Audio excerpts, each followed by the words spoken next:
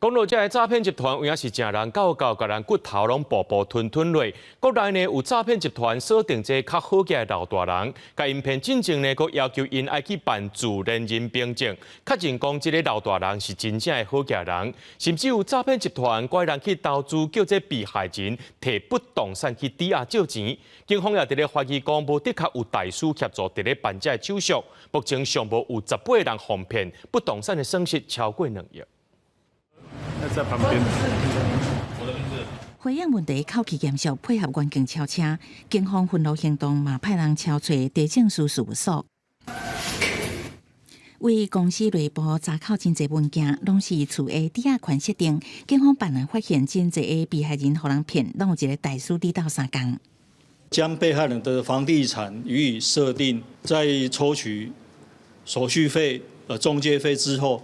所拿到的剩余的款项均被诈骗。警方调查，真侪不法集团用假投资、假公司、连骨头的诈骗，先绑一掩皮，搁骗了有线，叫因都爱甲房产设定抵押甲民间借贷，到尾甲借来钱嘛拢骗了了。被害人的业绩拢乌有去。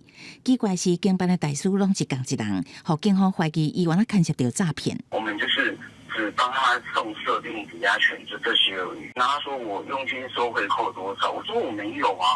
那你说我去诈骗他们，请问我诈骗什么？涉案大师公司伫新北市永和，警方查出这2年外经办超过2亿的房产，有18人受害，大部分拢是高龄长辈。不过，伊法院王讲每一案收5000拢是行情价，雄雄互警方逮捕，感觉无奈甲意外。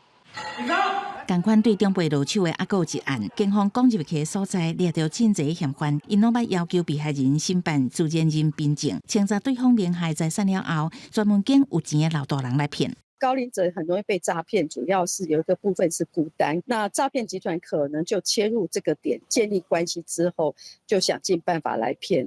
老民建议换到老嘛有教老，长辈当参加社区大厦等各项工作活动，学晓安全理财，尤其是高脑长辈方面，嘛当建构社交人群互动，透过互相提醒，卖变做互人骗的高风险族群。